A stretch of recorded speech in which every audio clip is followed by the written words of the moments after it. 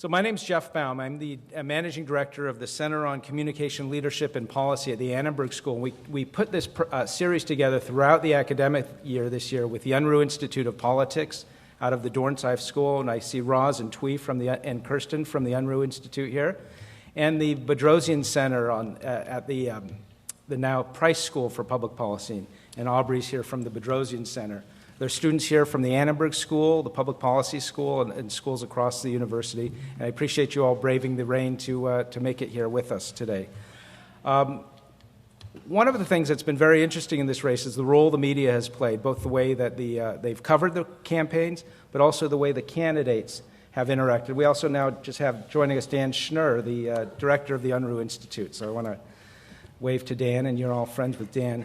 And we wanted to have an opportunity, since it's played such an important role in the media and the way technology has transformed the way candidates use the media, how the media covers things, and provided an opportunity to create new channels of coverage for politics in our American political system. So I couldn't think of anybody better to lead this conversation than a good friend of mine, a professor at the Annenberg School, as well as a fellow at my center, the Center on Communication Leadership and Policy, and the former speechwriter for Governor Pete Wilson, Jon Wilcox. So John's going to lead the discussion. I'm going to step aside and then look forward to a terrific conversation. We are, as you know, being web streamed live, and this conversation will be available for anybody to link to following this event as well. So please welcome Jonathan Wilcox, and thank you for being here.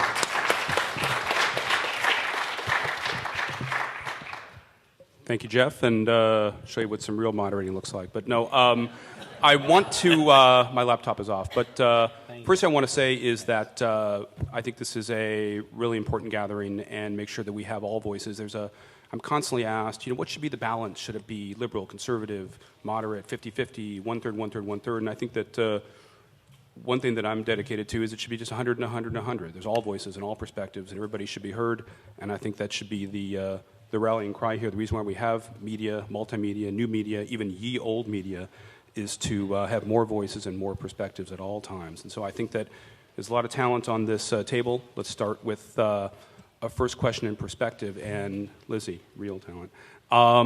Here's the question I want to make from you is because a lot of us who have been in media, either in politics or worked in it, around it, or even for it or against it, we've tended to focus on some of the old things. But you represent, obviously, some of the new stage and tomorrow's age. And I want to see where when we talk about media, we talk about Republicans, and we talk about the GOP and the back and forth, where do you get your media, and do you think that the complaints about mainstream media are misplaced?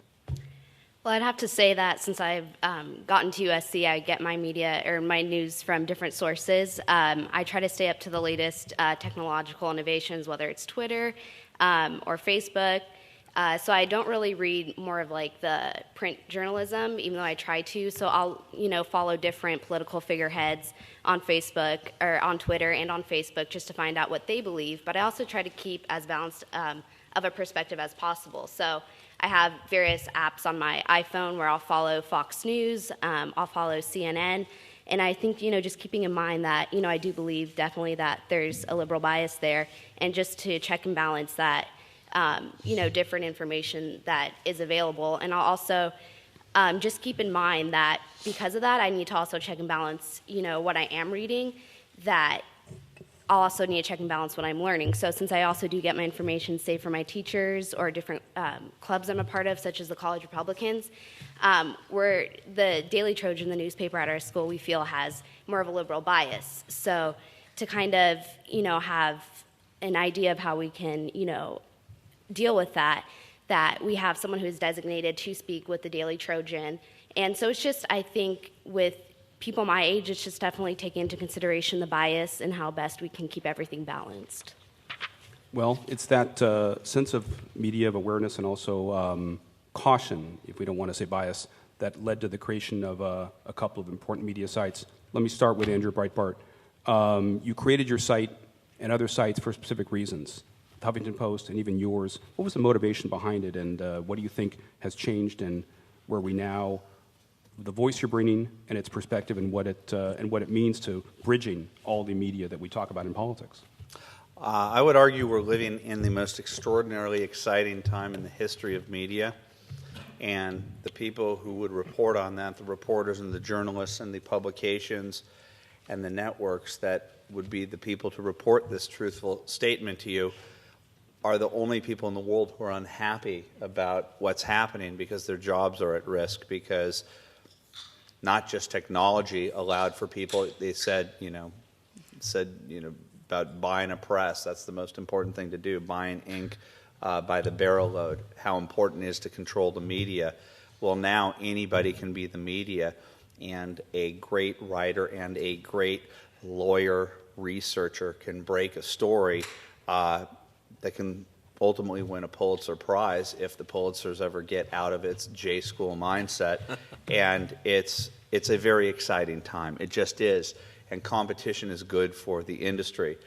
I tripped upon this profession, though I was always obsessed with news growing up. I was a default cultural liberal from the west side of Los Angeles. I went to Brentwood High School, went to Tulane. I was a decadent bastard there for 4 years. Came back with a very leftist approach to the world and the belief that I was in fact a victim and that the world owed me something, the government owed me something. And then my dad said something terrible. He said, it's over. I said, what do you mean? He goes, no more money, it's over. And then I had to get a job, and that started a downward spiral and a social spiral to where I find myself hanging out with Republicans because I am one, and I'm a conservative now, and it was an awkward transition. I got very lucky to meet Matt Drudge at the right place at the right time before it was the Drudge Report, and it afforded me the ability for 15 years to do something that you would think is absurdist, that's almost there was something wrong with me. If you witnessed what I was doing with my life from 1995 to 2010, starting early in the morning through late at night, I gave up television, I gave up movies, gave up going to concerts. I'd watch baseball out of my eye because I could watch it at home. I read newswires. I analyzed how the media was done repetitiously every single day. I knew when the newspapers would hit, when the Australian paper would hit. That was tomorrow's paper. Today it's Wednesday, it's Thursday there. I was reading Thursday's Australian and New Zealand papers. I was reading at about this time of day was the beginning of the day for the British papers, the next day's papers to come out. They do media better than we do media. Trust me on that. And what's happening now, when I was a kid, when I would go to New Orleans to check out Tulane, I stayed in my hotel room for an hour to watch the local news, and I read the New Orleans Times-Picayune because I wanted to embrace it. I wanted to feel like I knew the town before I went out and drank till I threw up. Now, you don't even remember that. You're too young to realize an era in which you can read the New York Times, the Washington Post, and the Jakarta Times. You're getting it from everywhere.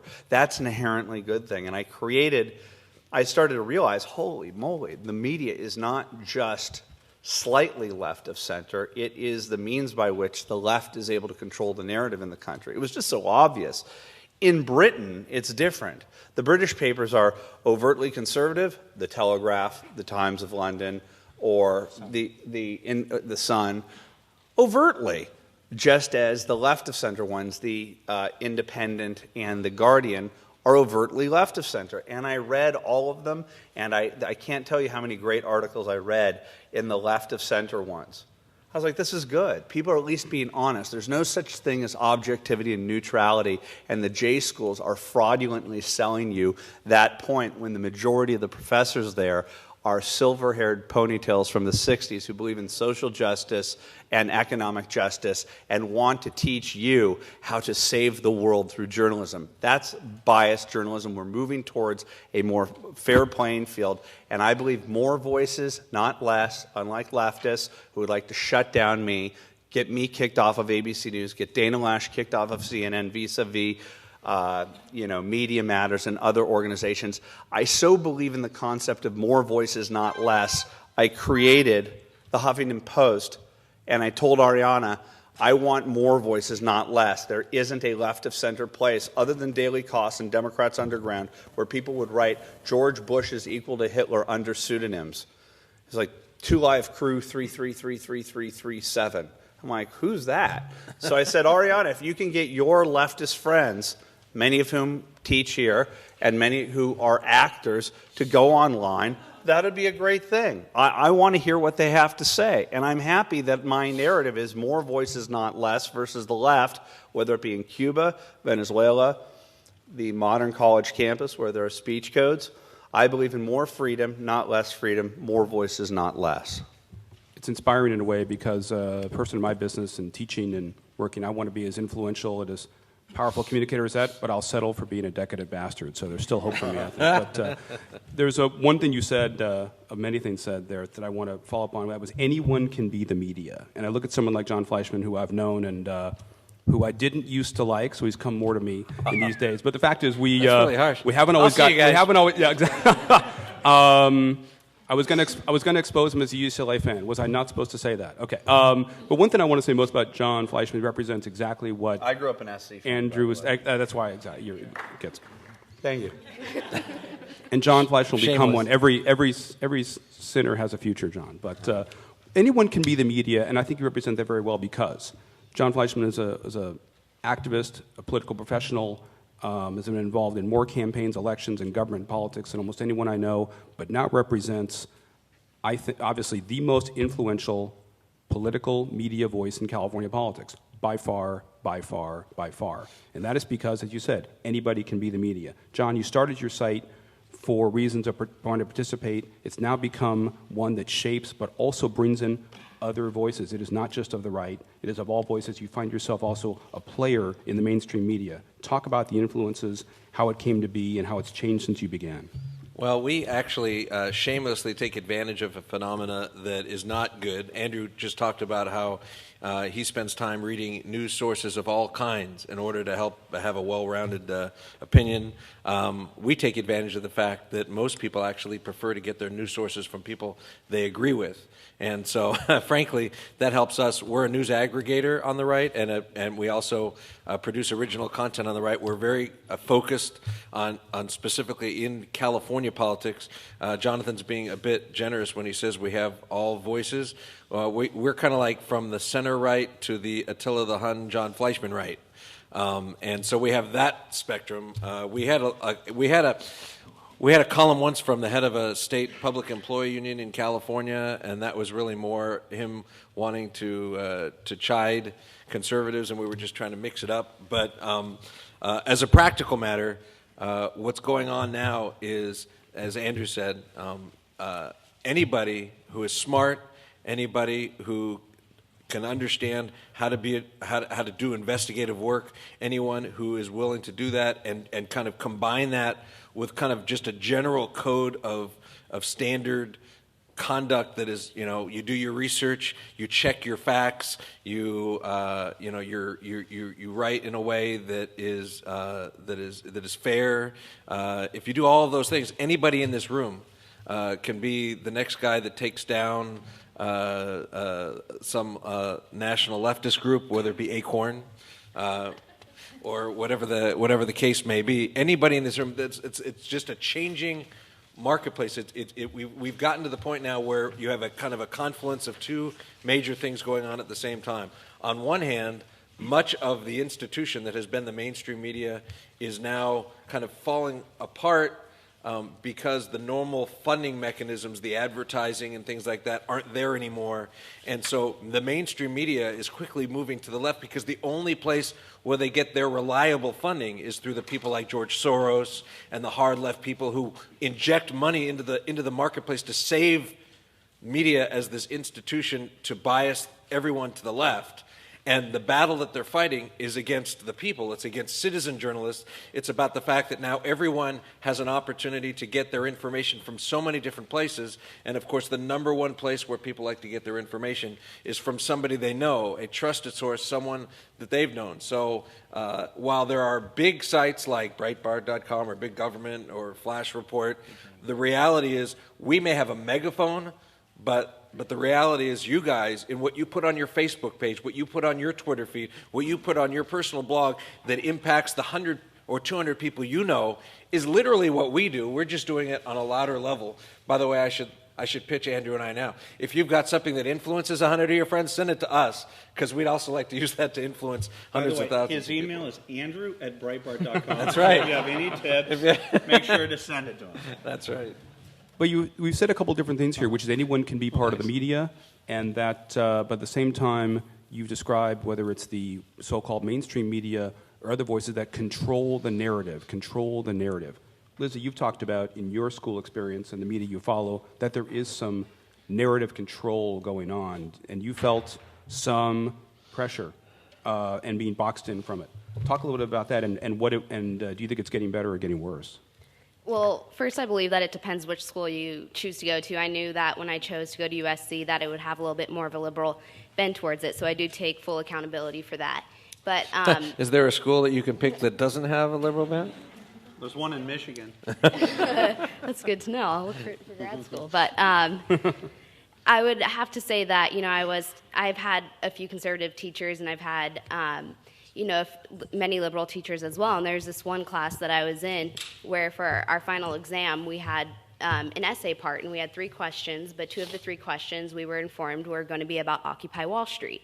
And we learned about it in class, and the thing that I said that I guess would irk me the most was just that we weren't given the choice whether or not we'd like to write about Occupy Wall Street. If you would like to give the best education possible, I think that you should look at all aspects. And I kind of ask, why weren't we given the opportunity to write about the Tea Party?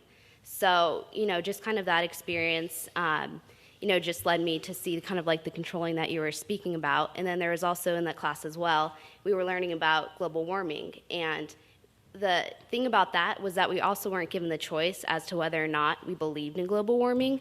It was just shaping policy for global warming. And, I think the best thing to do would be to have, people have the choice whether they'd like to say, okay, this is how I think global warming policy should be shaped, or, hey, I don't believe in global warming. And we were also asked, does anyone in here watch Fox News? And it was almost like the teacher kind of scoffed and chuckled as to whether people in the class would actually watch Fox News. So I think just being in that... Does anyone in here want to be asked to leave the room? Is it you think that's what you felt was the inference there, in a sense?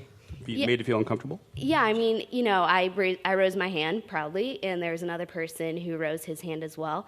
But, people just kind of looked around at us like, oh, you would watch, Fox News. And you've just isolated yourself for the rest of your career, your tenure here, 100%, and people are afraid. It's a big deal. It's a big deal, whether it be in Hollywood, whether it be in media. Can I go down this route? Hold on. I want you to go down this road. Okay, good. Thank you. I'm usually kind of like a bull in a china store. So I want you to bullishly go down the china. One of the reasons why I'm so pissed off, and one of the reasons why I fight back, and one of the reasons why I use humor and mischief as a means to get a story out there is because if I simply write the story and put it up there, it gets ignored. Like, for example, Big Hollywood. I created Big Hollywood. I used to think that I was the only one that thought these crazy thoughts on the west side of Los Angeles. I go to Whole Foods. They have a delicious sandwich there that I partake in on a daily basis. And I just try and keep... You have a reusable bag that you take with you every day? I'm your typical west side denizen. I just happen to disagree with the politics. When I started to become a more public person, I started to express myself politically. I started to get a phenomenon in 3 specific places, whether I was at CBS, NBC, or ABC, where they were doing a report on me. People would come out of their cubicles and secretly whisper, "I'm on the team, but don't tell anyone." And then I started to meet people in Hollywood because I created this site called Big Hollywood, and they would say, "Psst, I'm on the team, but I can't say anything. My boss would fire me." And in academia, I live at UCLA, and there are 10 professors that I can count who lean conservative, about 4 or 5 of them who are actually in the sciences, so it doesn't affect anything unless mitochondria, is, a political body. I don't know. I don't even remember what that is. And why is it that people on the right have to hush themselves in the cultural environment? And it's because, and this is not attacking your grandmother's Democratic Party or your mother's Democratic Party, but the left has done a coup d'etat of the Democratic Party, and the people that reside there now have the same strain of totalitarianism in leftist states like Hugo Chavez, Castro, former Romania, Soviet Union. And cultural Marxism is what's at play. Political correctness is what's at play. I was an American Studies major, and I was going up, the elevator. I was like, oh, the Latin American Alumni Association, the African Alumni Association, the Gay Alumni Association. What the is that? I mean, we are supposed to be a nation that believes in e pluribus unum, and this separatism that is forced at the cultural level, where people are told if you're black, you have to have one point of view, and if you're not, you're called an Uncle Tom and an Oreo. And the white liberal orthodoxy, the white liberal media, the Katie Courics of the world, the Ted Kennedys of the world, when he went after Clarence Thomas, reinforced that you're going to get your ass kicked if you go off of the reservation. At a certain point, I said, there's no room further into the closet for me or my friends to go other than to fight back and say, to hell with you, your system works. You've created an environment where there isn't intellectual diversity. You've created an environment where there isn't a free flow of ideas wherever the left exists. Hollywood, the mainstream media, and academia, they are places for suppression of thought, and it's an absolute tragedy that people can't see that. Jon, let me ask you about your site. Do you feel like you said you're center-right to the Fleischman right, but you brought together media and news in a daily digest. Do you think that, as Andrew spoke about, that there's been a self-censorship or maybe a concern about coming into the light? Do you think that what you're doing and your fans and all your people who support you in the Sacramento, elected officials all over the country, in Washington, D.C. as well, and all over the country, do you think that this media gathering can help them sort of come into the light in the way that Andrew spoke about? Well, I mean, first and foremost, I have to speak for everybody here. We're all wondering if the sweater is some sort of shout out to Rick St. This is not a solidarity statement. I thought when I was. But I will take the microphone back before you can expand on my thought. When Breitbart was here, I thought for sure Occupy would be here, and if they were going to splash red paint, I wanted to have something to match. But yeah, your question was a little convoluted, so I wasn't quite sure I got it. Jeez, that's you. I don't. But what I took out of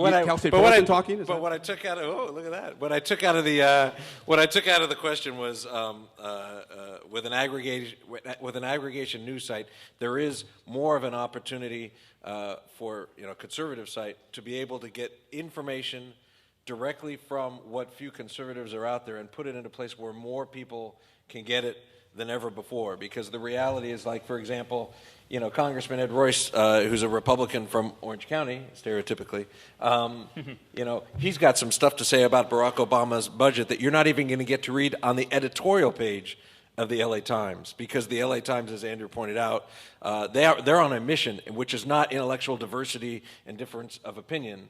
On the occasion that they put up an article from a Republican, they're either lampooning the right by putting somebody so far up to the right that normal Republicans go, what the hell are they doing? Or they go out and they pick the least articulate Republican they can find and put them up on the page. And so more and more, I think if you're going to have a diverse discussion, it's not enough that you have people out there that have conservative thoughts and conservative ideas. You need places like Big Hollywood, like Big Piece, like Flash Report, where people can go to it, find it, and it aggregates, and it can make a difference. Because we're in a war here, and we're in a war over the future of our country. And if we're going to win this battle, a big part of the battle is influencing the thought and the minds of the people in this nation. And that's what's really going on here, is that the only exposure that you have when you turn on your television, I guess Fox News might be like a little island in an otherwise unruly sea of liberal crap. But the reality is it's very, very difficult if you don't make a concerted effort to turn on your television and not be bombarded not only by the left on the straight up media, but just on every aspect of what's coming out of Hollywood, from the TV shows, from the movies. There's a culture war in America, and it's not going very well. Here comes the big challenge in a sense. The most listened to talk radio program in America is hosted by Rush Limbaugh, who's a conservative. The most watched cable news network in America is the Fox News channel, which obviously leans to the right.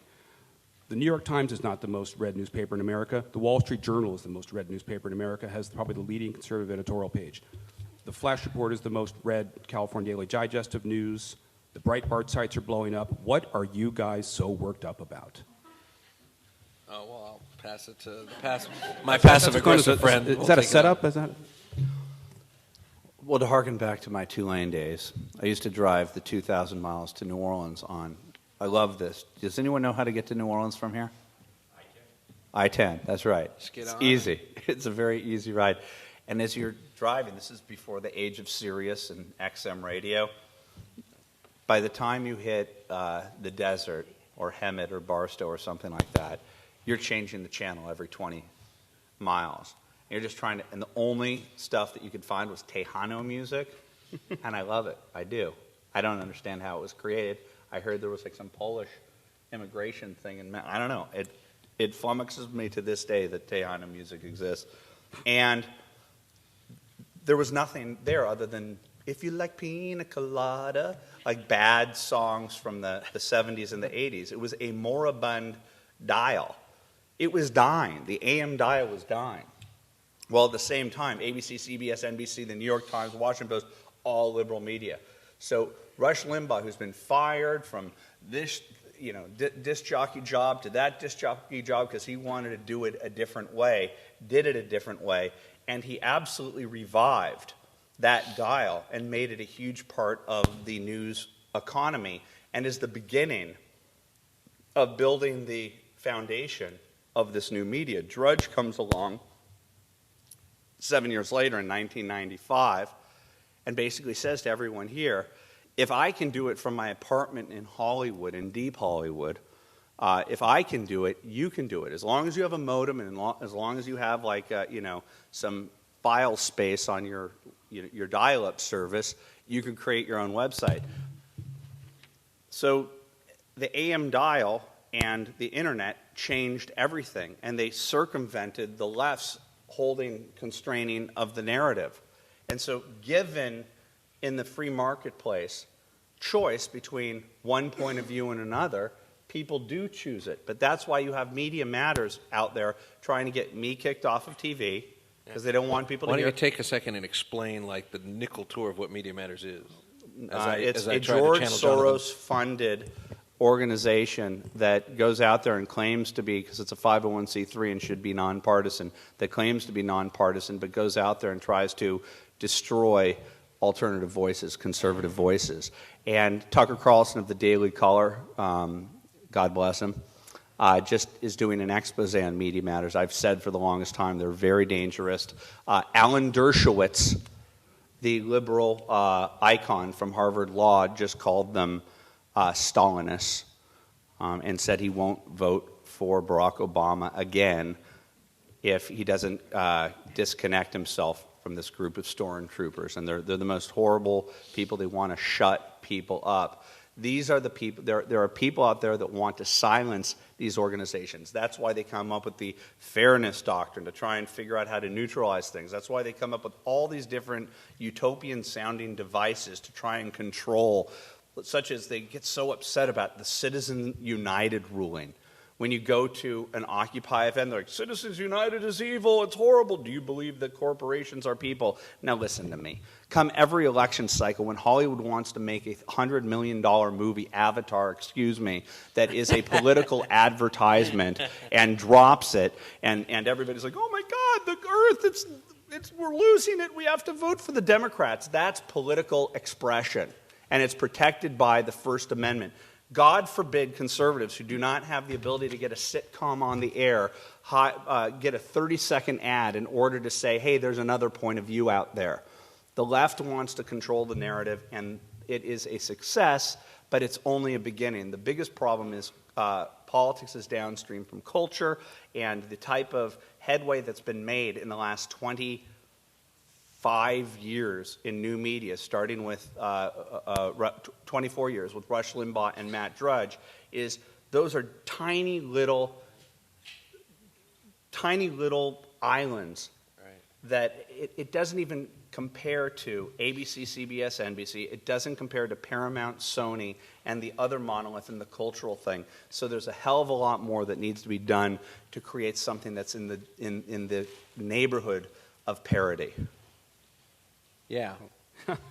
I want to talk about being downstream of culture. I was talking to Lizzy before the event, and we talked about that she was reading Breitbart sites, she was reading Jon Fleischman, and she said one thing that she thinks is maybe holding back some of your friends, young people, the next generation, is that we're just not, and she didn't want to say it, but she meant that just we're not cool. That's before I told her about the vest.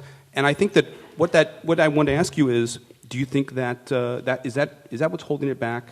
Is he right about how that what's being downstream of the culture is the space in between, where you would talk about conservatives being involved, having influence in the media, having influence in the culture?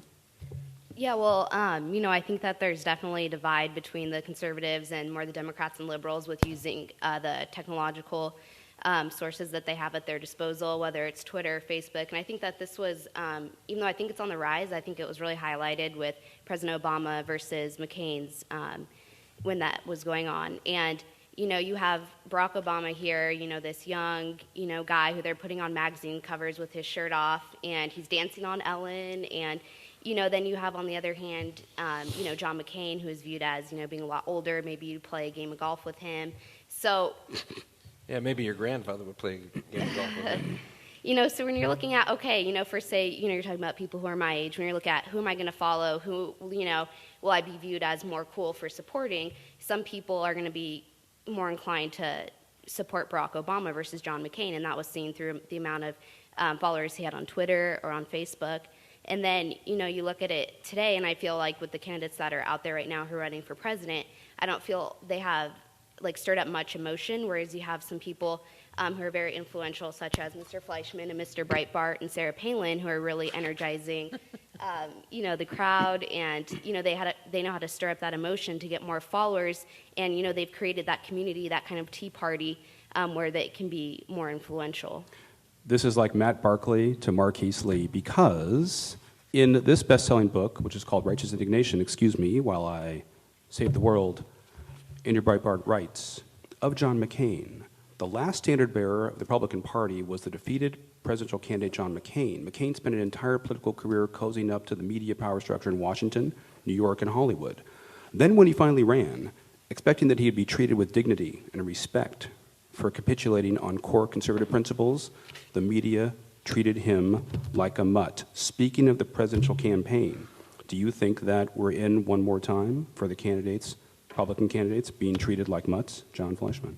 Oh, well, that goes without saying. The reality is the media is biased. They have their very strong opinion. The folks who are in the media world are not even pretending to be biased and unbiased. They would very much like to see this president go on. They're probably more from the Reich school, which is they'll hold their nose and support this president, even though he's not as pure as they would like, because they're all kind of ivory tower elite ideologues on the left. And so,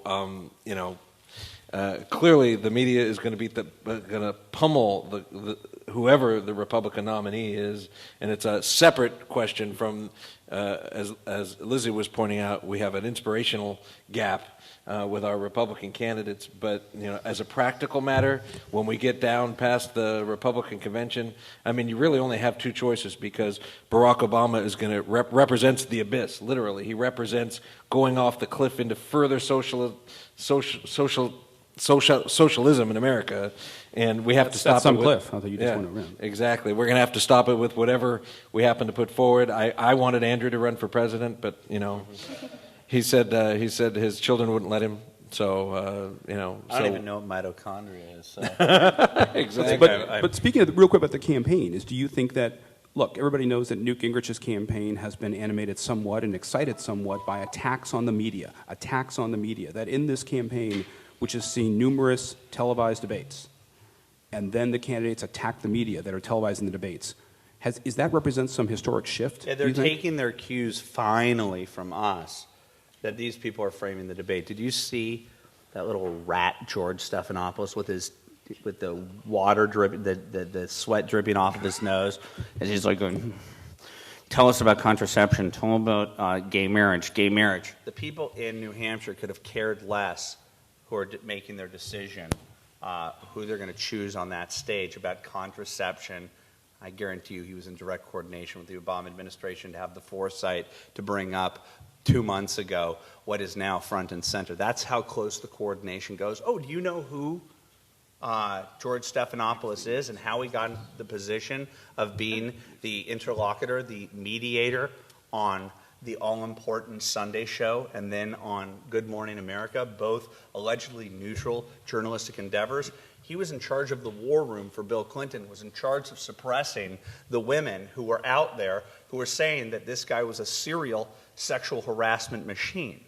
Okay, there was even a woman by the name of Juanita Broderick that went on Lisa Myers, to her credit, at NBC, interviewed Juanita Broderick, who was a supporter, and money and a donor to the Clinton campaign, and he claimed that Bill Clinton, then governor, raped her in the Excelsior Hotel in downtown Little Rock. He was in charge of the team to try to suppress this type of stuff.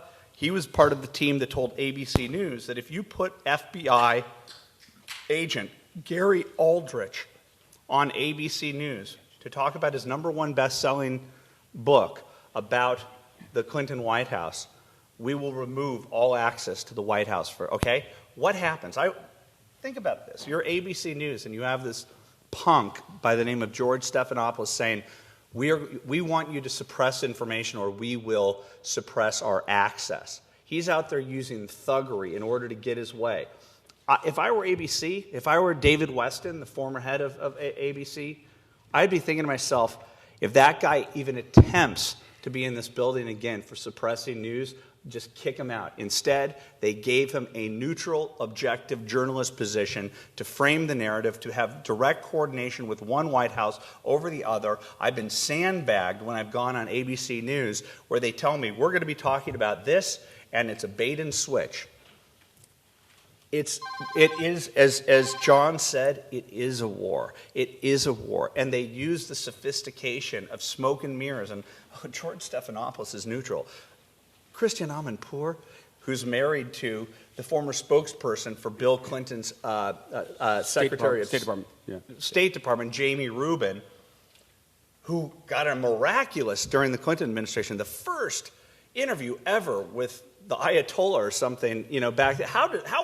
How did we make that connection? Oh, that's right, you're dating the person.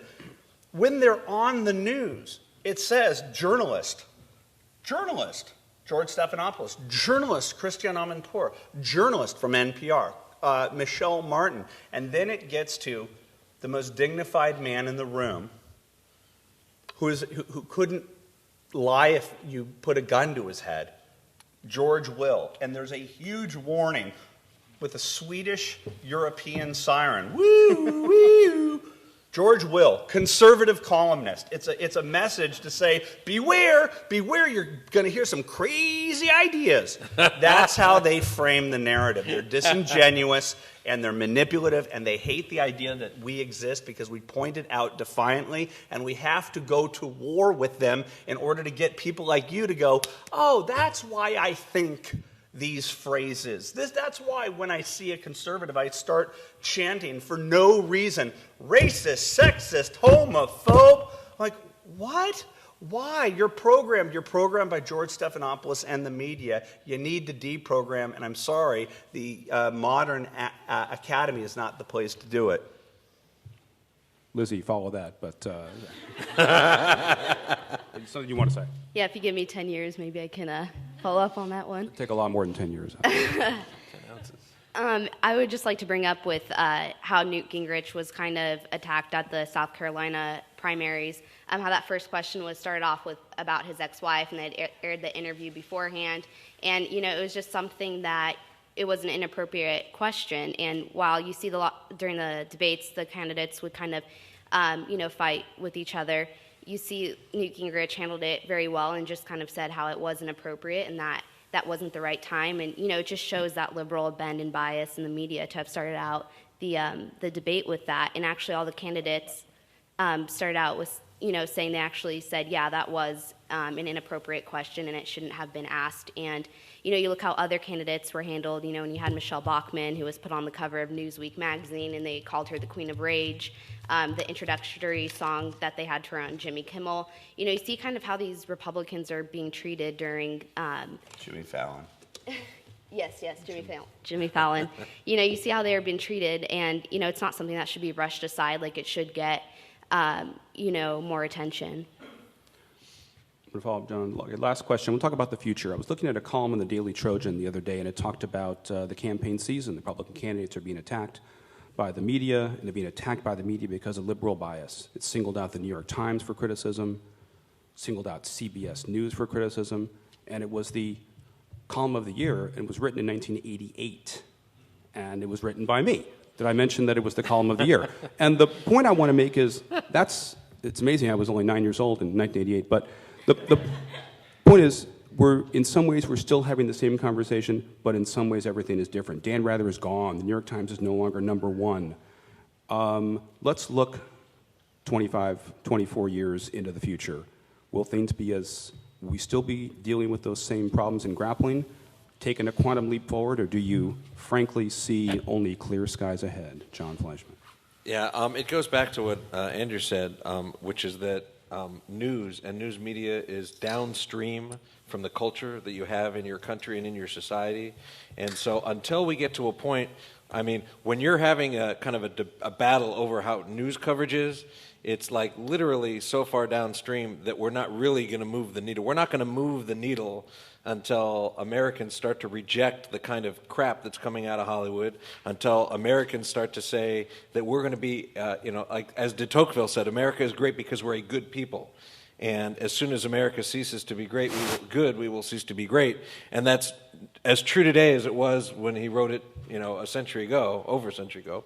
And we need, as much as we need people to go into journalism and into reporting that are going to be fair and unbiased and open-minded and approach things from all perspectives, we need the culture in America. We need, if you're watching this on streaming video or if you're sitting in here, the next time that there's a movie that comes out where you go, that's outrageous, and it challenges my sensibilities, just don't go buy the ticket. Don't go buy the movie.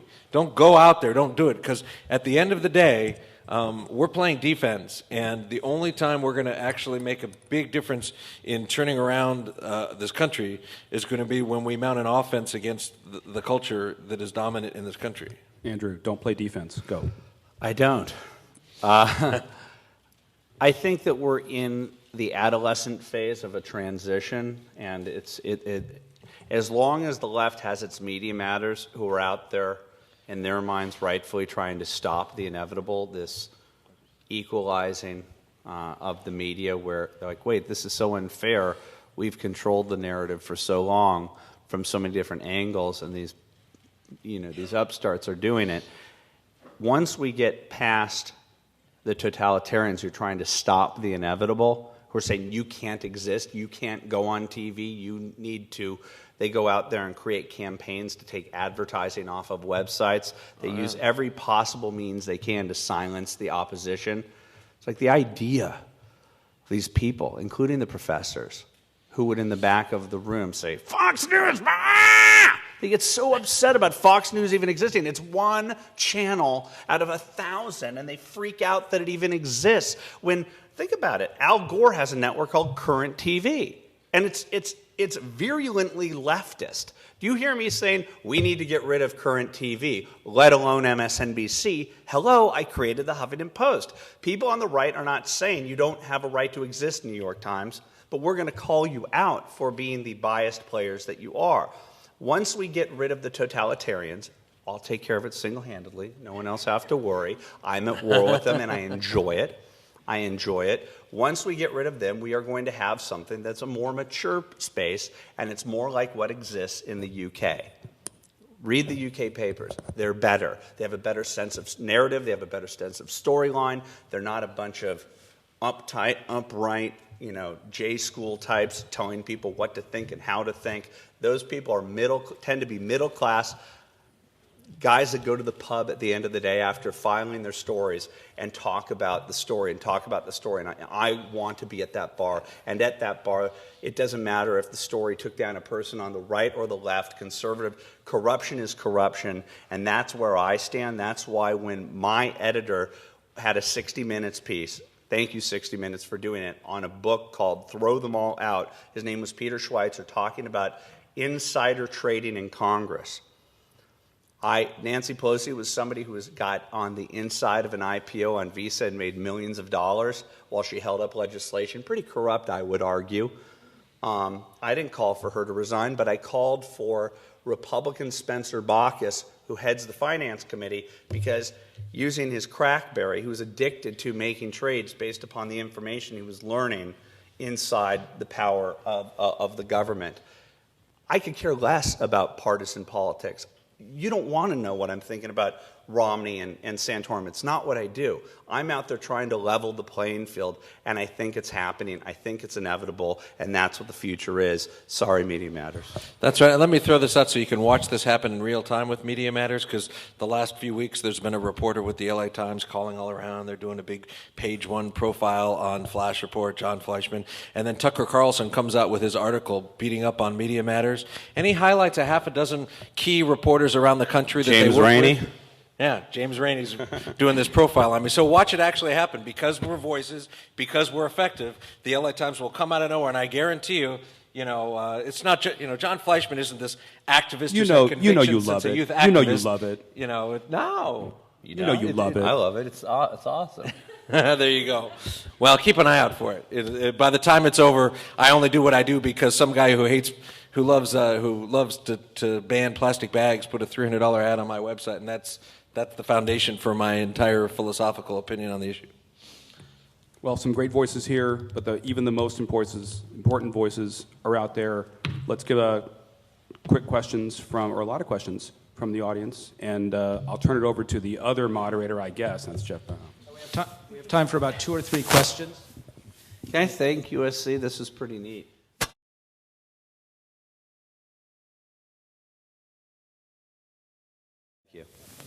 And thank you guys for coming. I appreciate it. My question is for Lizzy.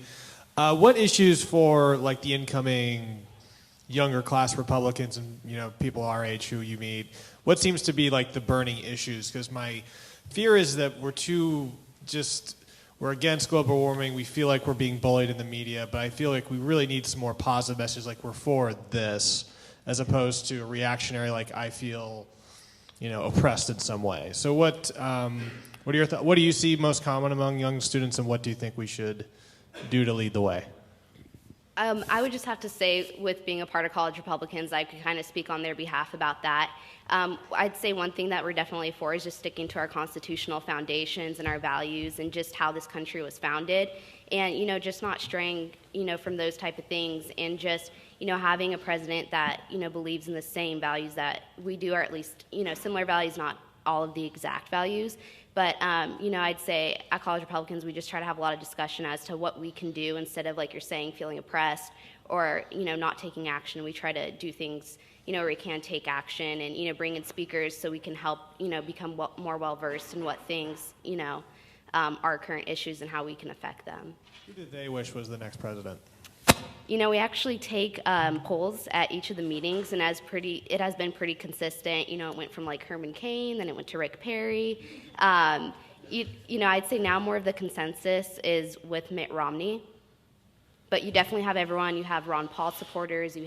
There are a few Ron Paul supporters, but you have, I guess, more of Mitt Romney and Newt Gingrich are probably the 2 leading candidates for us. Time for 2 more questions. One right over there. Hi, my name's Emily. I'm a sophomore here. I come from the South, so Fox News is second Fascist. pretty much only to the Bible. That's right. Homophobe. Exactly.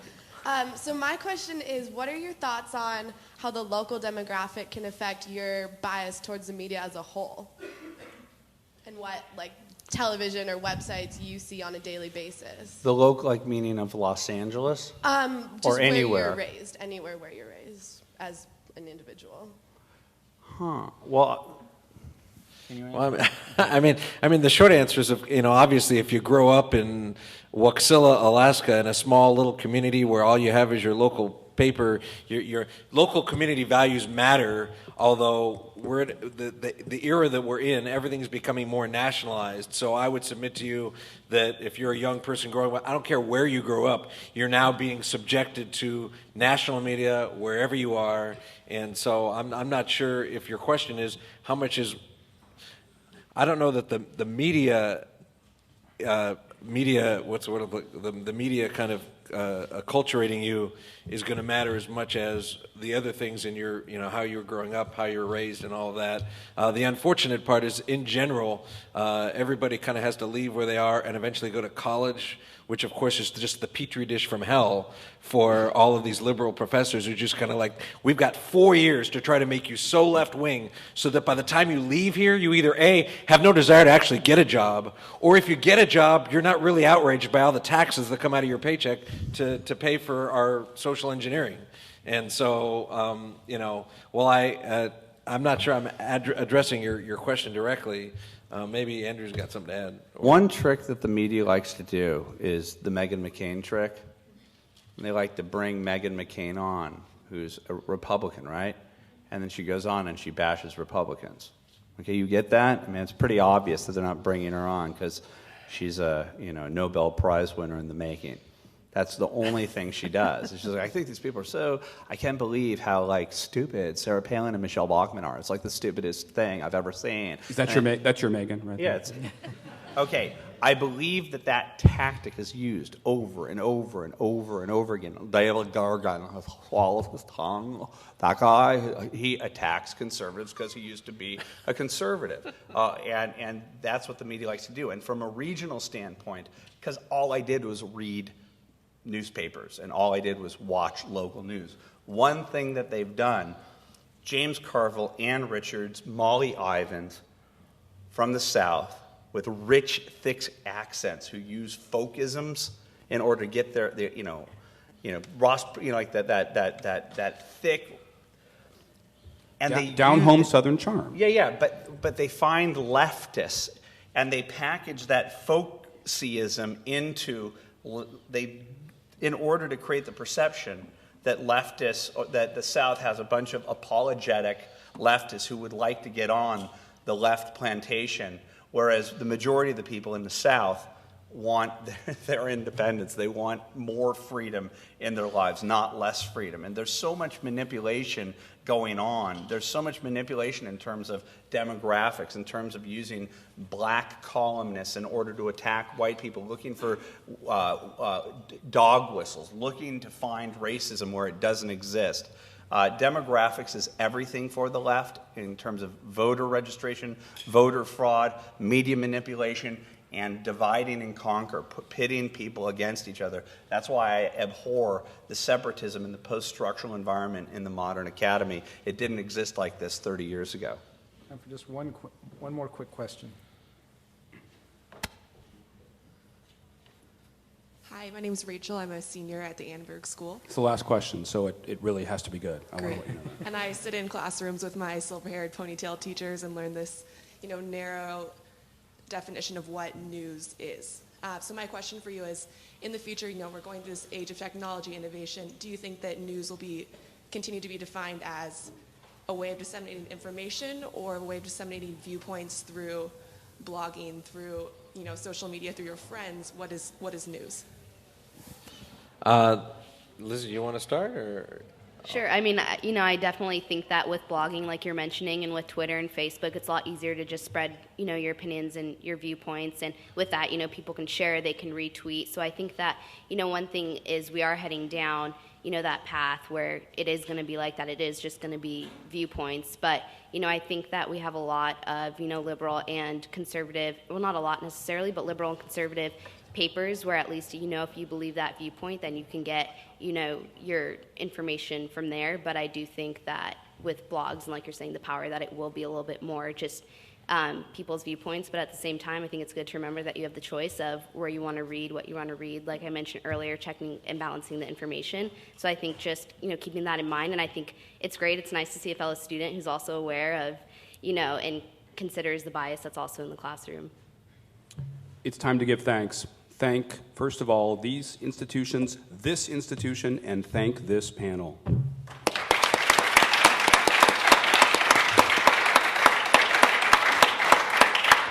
Thanks to Jon Wilcox for leading a terrific conversation. This series continues next week. The Bedrosian Center representatives, what's on the tap for next week? Nuclear energy. Okay, terrific. And then I do want to introduce a couple of folks who are important to our center in the room. We got Morley Winograd, one of our senior fellows who's here, and Jeff Klein, our executive in residence and longtime newspaper publisher as well.